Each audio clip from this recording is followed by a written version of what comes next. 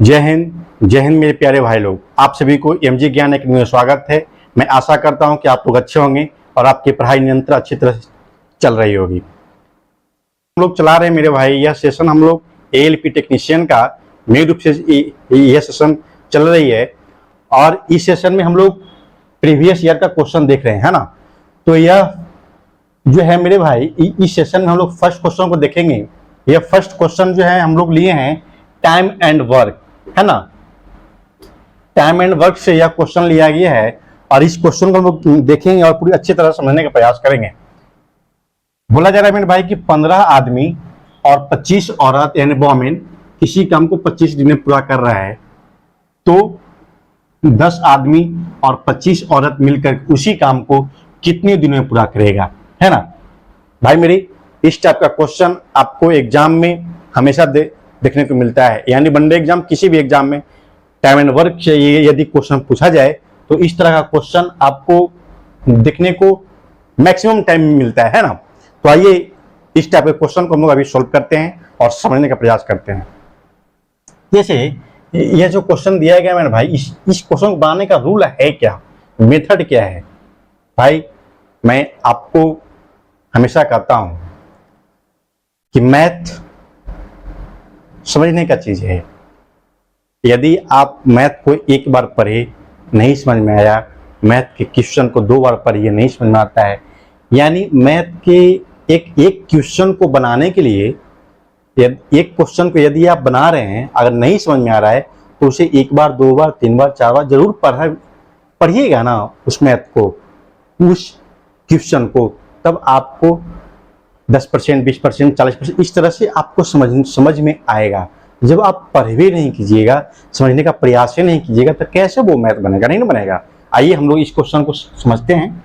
इसे बोला जा रहा है कि 15 आदमी 25 औरत किसी काम को 25 दिन में कर रहा है। मेरे भाई, यदि मैं इस क्वेश्चन को बनाने का प्रयास करूं तो बोला जा रहा है कि 15 आदमी और 25 औरत किसी काम को 25 दिन में कर रहा है। यानी कहने का मतलब है मेरे भाई कि 15 आदमी भी 25 दिन में काम कर रहे हैं और 25 औरत भी 25 दिन में काम कर रहे हैं, है ना। तो आइए देखते हैं। 25 मैन 25 दिन में काम को कर रहा है, इक्वल टू 15 मैन 25 दिन में उस काम को कर रहा है और 25 वोमेन उसी काम को 25 दिन में पूरा कर रहा है ना। तो क्या इससे हम लोग को मैन और वोमेन के रेशियो का पता चल जाएगा कि नहीं, फिर हम चल जाएगा। आइए याद करते हैं, है ना। तो जैसे अगर मैं इसे कहूं 25 से, तो 25 ऐसे भी कैल्सियम हो जाएगा, है ना। तो 15 मैन बराबर 25 वोमेन, यानी मैन वट्टा वोमेन इक्वल टू 25/15। 5 × 25 5 दिया 15, यानी 5/3 हमारा मैन और वोमेन का रेशियो हमें मालूम चल गया, है ना। अब जब हमें इसका मालूम चल ही गया मेरे भाई, तो क्या हम 25 औरत और 10 आदमी कितने दिन में काम को पूरा करेंगे, हम लोग ज्ञात पूरी अच्छी तरह से करेंगे, है ना।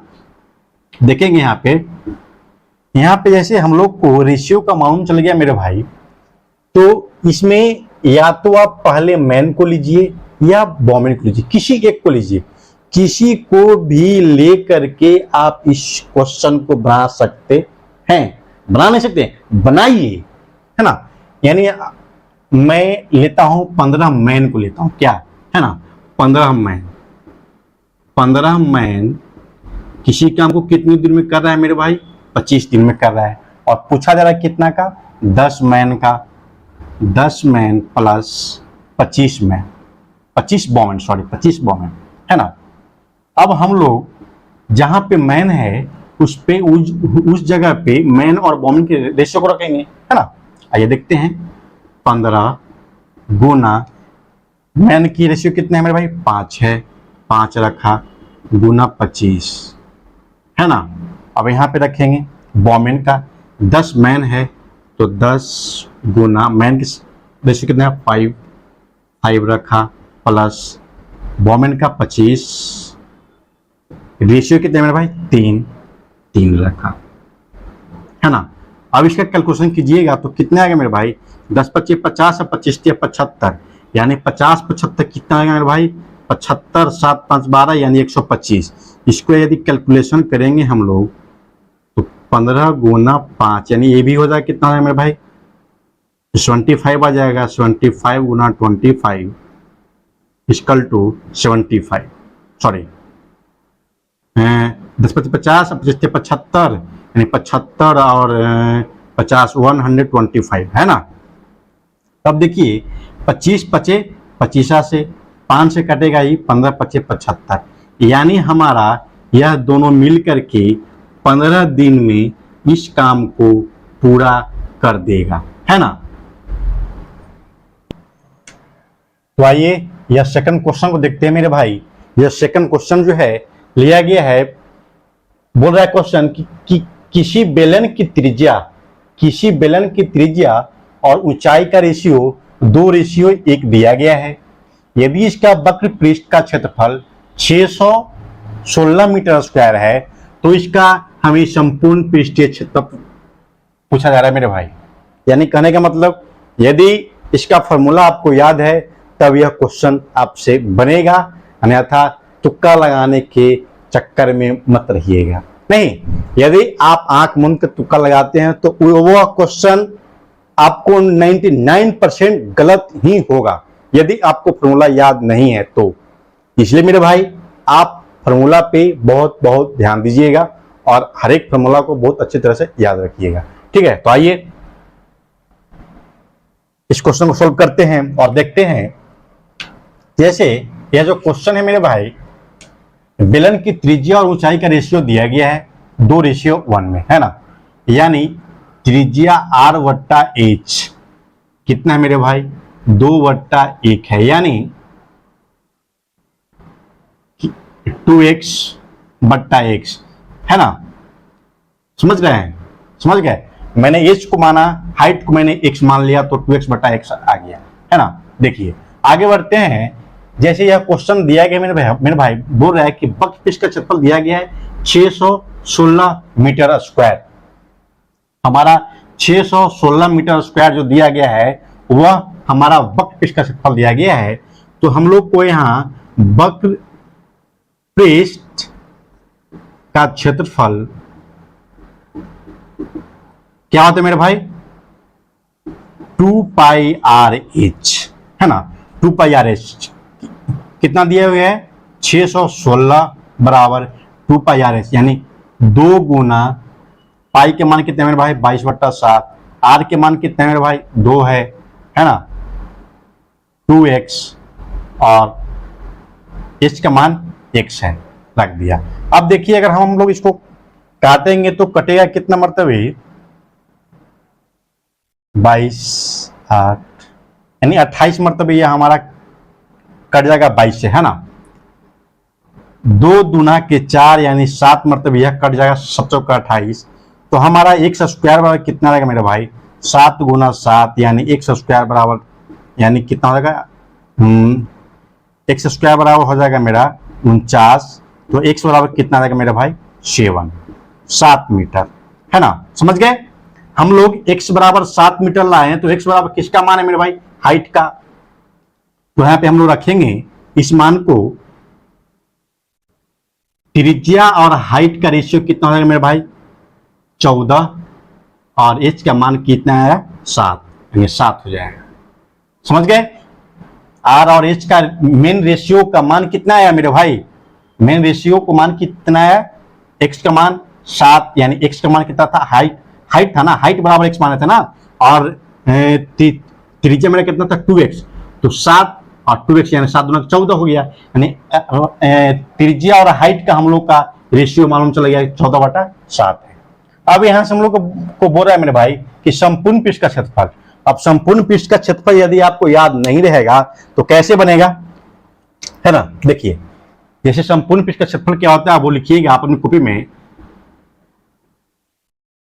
संपूर्ण पृष्ठ का क्षेत्रफल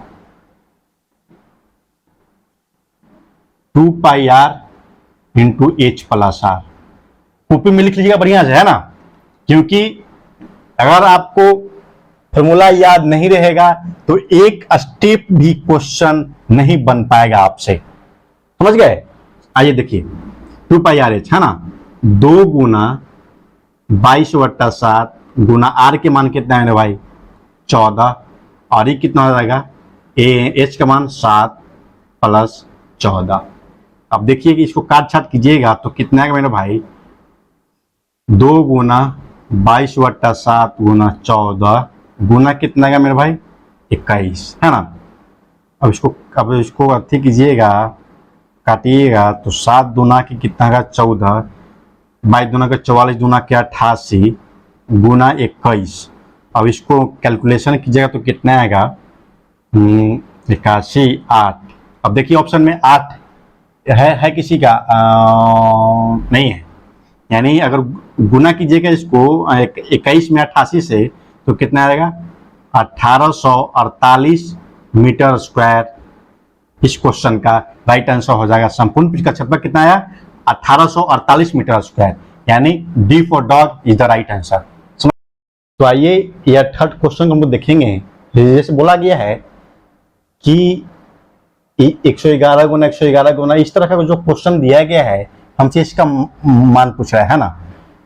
इस तरह का क्वेश्चन यदि आपको मिले तो सबसे पहले आप अपना माइंड सेट कीजिएगा कि इस तरह क्वेश्चन जब भी आपको मिलेंगे ना तो फॉर्मूला बेस रहेंगे, है ना। अलजेब्रा का फॉर्मूला आपको याद होना चाहिए। यदि आपको याद है तो क्वेश्चन को देखते ही आपको माइंड सेट कर जाएगा कि यह क्वेश्चन किस फॉर्मूला पे आधारित है ना। तो यह जो क्वेश्चन आप लोग देख रहे हैं तो क्या आप लोग को पता चल रहा है कि यह क्वेश्चन किस फॉर्मूले पे आधारित है पता है? पता तो बहुत अच्छा, अगर नहीं पता है तो हम हैं यहाँ पे आपको सिखाएंगे, है ना। आइए देखिए, जैसे यह जो फॉर्मूला है, यह जो क्वेश्चन दिया गया है मेरे भाई, यह क्वेश्चन आप लोग को मैं कहूं कि ये पूरा को मैंने ए मान लिया, ए क्यू, है ना, इसको मैंने बी क्यू कहा, कोई दिक्कत है? इसको मैंने कहा ए स्क्वायर, कौन दिक्कत? इसको मैंने कहा ए बी, कोई दिक्कत? इसको मैंने कहा बी स्क्वायर, कौन दिक्कत? कोई दिक्कत है? कोई दिक्कत नहीं। जब हम लोग को कोई दिक्कत है ही नहीं तो चलिए यहां पे सोल्व करेंगे, यानी a q plus b q वटा a square minus a b plus b square के फॉर्म में यह क्वेश्चन हम लोग को दिया गया है और इसका मान पूछ रहा है ना। तो आइए देखते हैं, a q plus b q का फॉर्मूला क्या आपको है मालूम? नहीं मालूम है तो आइए यहां पे देखते हैं। A q plus b q का फॉर्मूला होता है मेरे भाई a plus b into a square minus a b plus b square बट्टा में क्या है दिया गया, जो दिया गया है वो रख देते हैं a square minus a b plus b square. कोनो दिक्कत? यहां तक मैंने जो a q plus b q का फॉर्मूला क्या होता है a plus b into a square minus a b plus b square. अब यहां पे करने के बाद क्या हमारा ए वॉल्यूम और ए वॉल्यूम कैंसिल होता है कि नहीं? एकदम हो जाएगा पूरा। यहां से इसको कैंसिल किया और यहां से इसको कैंसिल किया, खत्म। क्या बचा हमारे पास? ए प्लस बी बच गए, हमारे पास ए प्लस बी साहब बच गए। तो आप दोनों के मान को ऐड कीजिए ना, ऐड कीजिए। 111 हम लोग ए को माना था, 111 को मैंने हम लोग ए माना था और 289 को मैंने बी बना था, है ना। तो यहाँ पे रखिए, मान रखिए 111 प्लस 289 को ऐड करेंगे तो कितना आ जाएगा मेरे भाई 400 इस क्वेश्चन का राइट आंसर हो जाएगा, यानी A for Apple is the right answer. समझ गए? बहुत अच्छे भाई, मेरे फॉर्मूला याद रखिएगा अलजेब्रा का, ठीक है। तो आइए यह फोर्थ क्वेश्चन को देखेंगे। यह फोर्थ क्वेश्चन हम लिए हैं परसेंटेज से, है ना। परसेंटेज से यह जो क्वेश्चन दिया गया मेरे भाई, बोल रहा है कि 45 केजी ए एक धातु है और 5 kg बी एक धातु है, इन दोनों को मिलाकर एक मिश्र धातु बनाया जाता है, तो हमें ए का प्रतिशत पूछ रहा है। यानी एक ए है 45 kg और बी है 5 kg, दोनों को मिलाया गया और दोनों को मिलाने के बाद जो हमारा जो मिश्र धातु बना, उसमें से पूछता है कि उस मिश्र धातु में से हमारा ए का प्रतिशत कितना है, यानी ए हमारा कितना परसेंट उसमें मिश्र धातु में हमारा धातु मिला हुआ है। समझ गए? आइए देखते हैं।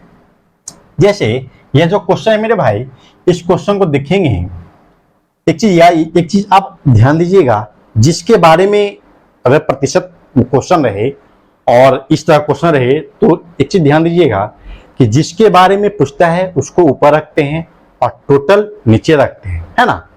तो देखिए प्रतिशत बराबर क्या होगा मेरे भाई, जिसके बारे में पूछ रहा है यानी ए के बारे में पूछ रहा है यानी 45, ए कितना है 45 kg है, बटा टोटल कितना है 45 और 5 कितना होगा टोटल 50, भाई मैं समझिएगा, गुना 100 प्रतिशत, है ना। तो कितना हो जाएगा 50 दुना के 100 यानी 45 दुना के 90% इस क्वेश्चन का राइट आंसर हो जाएगा, यानी c for cat is the right answer. समझ गए? बहुत अच्छे भाई मेरे। इसमें एक चीज ध्यान दीजिएगा कि जिसके बारे में पूछता है, यदि हमारा ए के बारे में पूछ रहा है तो हम ए के मान को रखा 45, है ना। अगर बी के पूछता तो यहाँ पे बी के रखते और टोटल यानी 45 और 5 यानी 20, यानी जिसके बारे में पूछता है उसको ऊपर और टोटल को नीचे और प्रतिशत यानी 100, बस क्वेश्चन आपके पास आंसर आ जाएगा। समझ गए? बहुत अच्छे भाई मेरे। सेशन यदि आपको अच्छा लग रहा है और समझ में आ रहा है तो सेशन को लाइक करते चलें और दोस्तों के साथ शेयर भी करते चलें, ठीक है मेरे भाई। यह कुछ जो क्वेश्चन दिया गया है वो रहा है कि किसी वस्तु के मूल्य में 20% की हानि होती है। हमें माने कि उस वस्तु का सीपी मालूम नहीं है कि उस वस्तु का मूल्य कितना है, उसमें 20% के हमें लॉस करना है।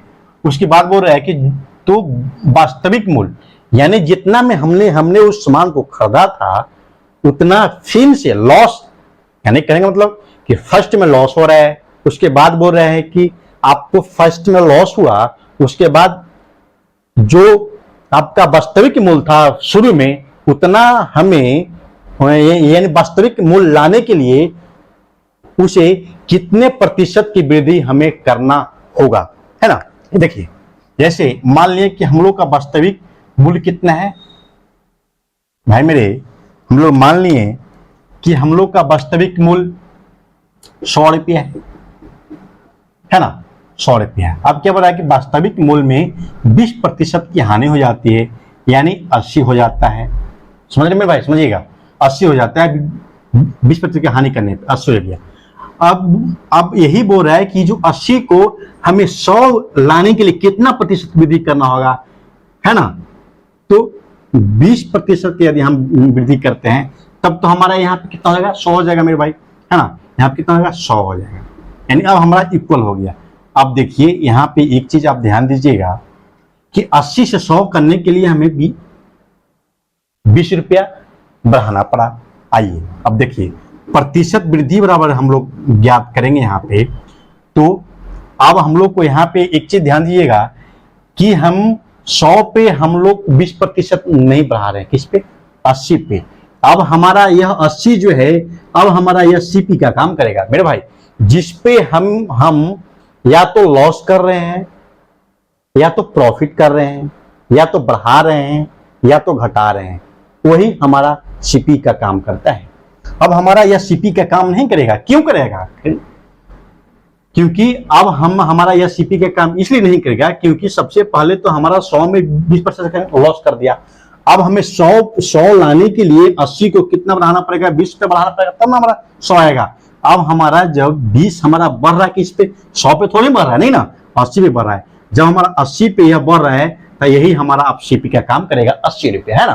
तो आइए प्रतिशत वृद्धि ज्ञात करना है ना। प्रतिशत वृद्धि कितना, प्रतिशत वृद्धि कितना 20 है और अब होगा सीपी कितना 80 हो जाएगा, है ना। समझिए मेरे भाई, बट्टा गुना 100, 20 चौके 80 और 4 चल जाएगा 25, यानी 25% इस क्वेश्चन का राइट आंसर हो जाएगा, यानी B for ball is the right answer. समझ गए? बहुत अच्छे मेरे भाई। इस क्वेश्चन में यही चीज ध्यान दीजिएगा कि हमारा जिस पे प्रॉफिट या लॉस होता है वही हमारा सीपी का काम करता है, मूल वास्तविक मूल्य का काम करेगा। तो आइए यह 6 क्वेश्चन को देखते हैं।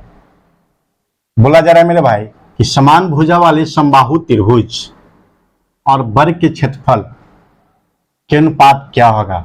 अब मेरे भाई आप ही बतलाइए कि इस क्वेश्चन में यदि आपको फॉर्मूला याद नहीं रहेगा तो क्या आप इस क्वेश्चन को बना सकते हैं? क्या आप इस क्वेश्चन में तुक्का लगा सकते हैं? है पॉसिबल? आप ये हमें बतलाइए। नहीं पॉसिबल। इसलिए इस तरह के मेंस्ट्रुएशन से संबंधित जो क्वेश्चन होते हैं या अलजेब्रा से संबंधित जो क्वेश्चन होते हैं और है प्रॉफिट लॉस, ये सब, यानी कहने का मतलब ओवरऑल यदि फॉर्मूला बेस यदि क्वेश्चन आपके पास आता है तो वो क्वेश्चन आप जब तक आपको फॉर्मूला याद नहीं रहेगा वो क्वेश्चन आपसे नहीं बन पाएगा। इसलिए मेरे भाई आपको मैं सजेस्ट करता हूं कि फॉर्मूला चैप्टर बाय चैप्टर आप याद करने के प्रयास कीजिए, क्योंकि अभी बहुत लंबा टाइम है एग्जाम के लिए। अभी फॉर्म आई नहीं है, आएगी उसके बाद आपको 3-4 मिनट मिलता है, टाइम मिलता है एग्जाम देने के लिए, है ना। तो अभी से यदि आप तैयारी बेस्ट सोच के करना चाहते हैं तो आप अभी से लग जाएं और एवरीडे प्रतिदिन आप मैथ का क्वेश्चन सोल्व करने से पहले जिस चैप्टर का क्वेश्चन सोल्व कर रहे हैं उस चैप्टर का सबसे पहले उसका फॉर्मूला रिवाइज कर लें, है ना, और उसका टाइप जो पहले पढ़े हैं उसको रिवाइज करें। उसके बाद ऐसे अगर यदि आप यदि आप अपनी तैयारी करते रहिएगा ना तो आपका मैथ में स्कोर बहुत बेस्ट होने लगेगा, है ना। और जब आपको स्कोर बेस्ट होने लगेगा तो आपके पास रिजल्ट हो जाएंगे, है ना। तो आइए जैसे ये जो क्वेश्चन दिया गया मेरे भाई, समबाहु त्रिभुज का क्षेत्रफल और वर्ग के क्षेत्रफल का रेशियो हमसे पूछ रहा है कि क्या होंगे। तो सबसे पहले हम लोग को तुम लिख लीजिएगा कि समबाहु त्रिभुज का क्षेत्रफल क्या होता है, √3/4a², है ना। और हमारा वर्ग का क्षेत्रफल क्या होता है, भुजा स्क्वायर यानी a², है ना, भुजा स्क्वायर। अब देखिए यहाँ पे हम लोग को इन दोनों का रेशियो पूछ रहा है, तो रेशियो यानी √3 समबाहु त्रिभुज का √3/4a², है ना। रेशियो यानी ये बट्टा वर्ग से कहते हैं a², है ना, a², यानी यहाँ पे अगर कुछ नहीं है तो एक नीचे है ना, तो 1/, कितना हो जाएगा मेरे भाई, देखिएगा यहाँ पे √3/4a² गुना 1/a², है ना। a² से a² कैंसिल हो जाएगा तो हमारे पास √3/4 इस क्वेश्चन का राइट आंसर हो जाएगा, यानी √3/4 is the right answer this question. समझ गए 6? समझे? बहुत अच्छा। अब देखिएगा यह 7 क्वेश्चन को मेरे भाई, यह 7 क्वेश्चन जो है बोल रहा है कि 20 पेन और 46 पेंसिल का दाम 235 रुपया है ना। 235 रुपया में खरीदते हैं, यानी 20 पेन और 40 पेंसिल दोनों को 235 रुपया में खरीदते हैं। यदि एक पेंसिल का औसत कीमत 2.50 यानी 2.5 रुपया है, यदि एक पेंसिल का कीमत कितना है 2.50 यानी 2.5 रुपया है, तो एक पेंसिल का औसत कीमत हमसे पूछा जा रहा है एक पेन का, है ना भाई। मैं समझिए क्वेश्चन को, बोल रहा है कि 20 पेन और 40 पेंसिल का कीमत कितना है मेरे भाई 235, और एक पेंसिल का कीमत हमारा दिया गया औसत कीमत 2.50, तो हमसे बोल रहा है कि एक पेन का औसत कीमत कितना होगा, है ना। आइए देखते हैं इस क्वेश्चन को। जैसे 20 पेन प्लस 46 पेंसिल, इसको हिंदी लिख देते हैं, है ना, इसको छोटा पीस इंडिकेट करते हैं, है ना। पेंसिल टोटल के दाम कितने हैं 235 रुपया, है ना। 20 पेन प्लस 46 पेंसिल, यानी एक पेंसिल का दाम कितना है मेरे भाई 2.50 बराबर 235, है ना। 20 पेंसिल प्लस इसको अगर करेंगे गुना तो कितना है मेरे भाई, इसको अगर गुना करेंगे तो 46 गुना 2.50 तो कितना आएगा, यानी 115.0 यानी 115 रुपया बराबर 235। अब इसको घटाएंगे तो कितना आएगा मेरे भाई, 20 पेंसिल बराबर हो जाएगा 120, यानी P बराबर कितना आएगा मेरे भाई 6, यानी 20 का 85 है ना, यानी पेन, यानी एक पेन का कीमत कितना है मेरे भाई 6 रुपया। C for cat is the right answer. समझ में आया, बहुत अच्छे। आइए यह 8वां क्वेश्चन को देखते हैं। दिया गया है एक आंकड़ा दिया गया मेरे भाई, और इस आंकड़ा का माध्यिका हमसे पूछा जा रहा है ना।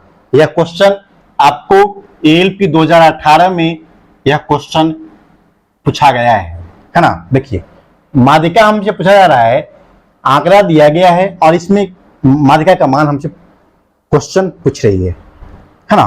क्वेश्चन यदि पूछ रहा है माध्यिका के बारे में, तो सबसे पहले माध्यिका कैसे ज्ञात होता है उसके बारे में हम लोग देख लेते हैं, सीख लेते हैं ना।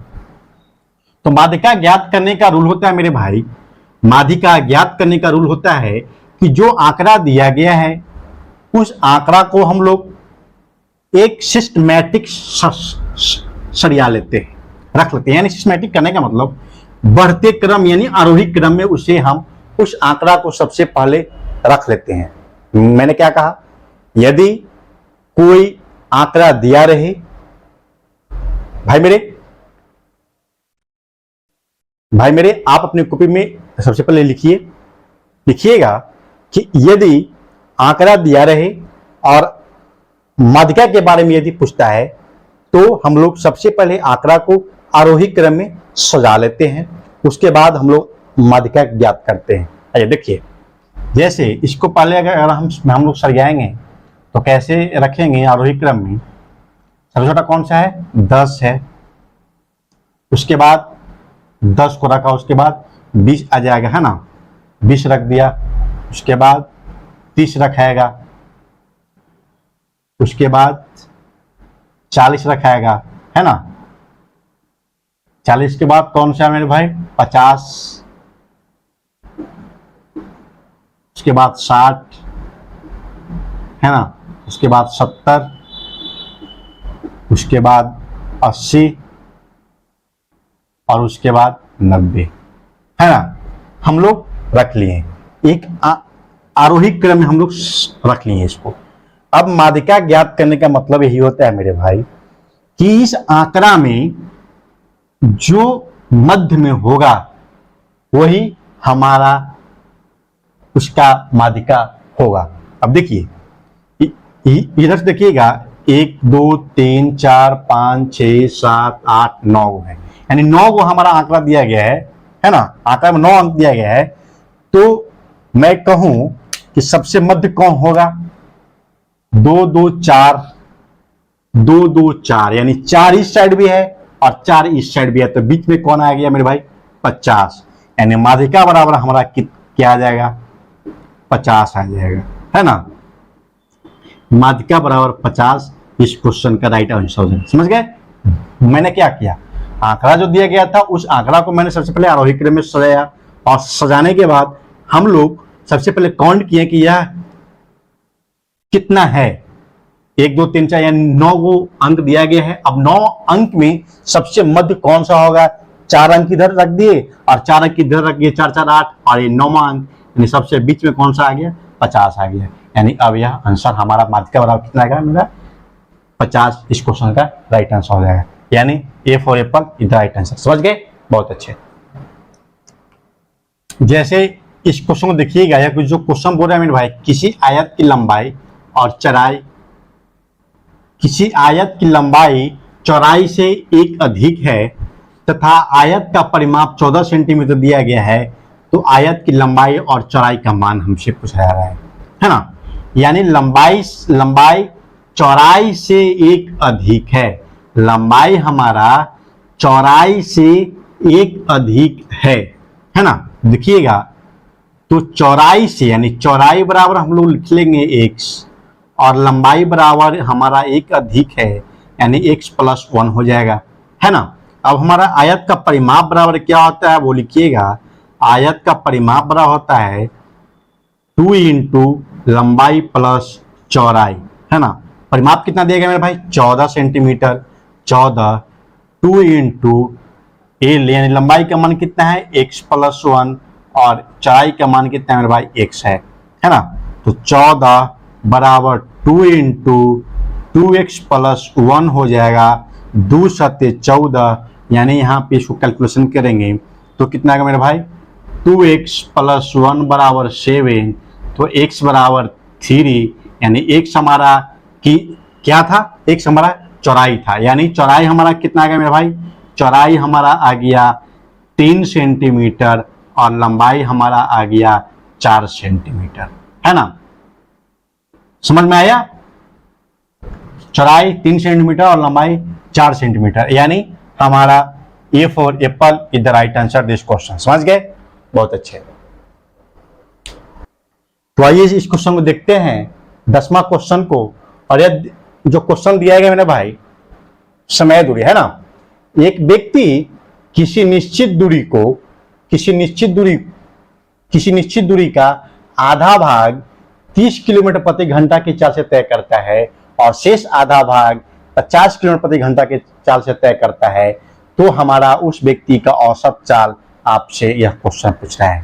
भाई मेरे, यह जो क्वेश्चन है आपका 2018 का यह क्वेश्चन है ना। तो आइए इस क्वेश्चन को पूरी अच्छे से समझिएगा। जैसे इस क्वेश्चन में हमारा दूरी निश्चित कर दिया गया है, यानी दूरी समान है ना।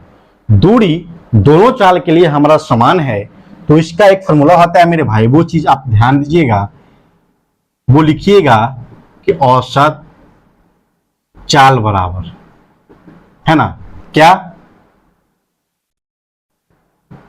2 इंटू एक्स गुना बाई बट्टा एक्स प्लस बाई, है ना।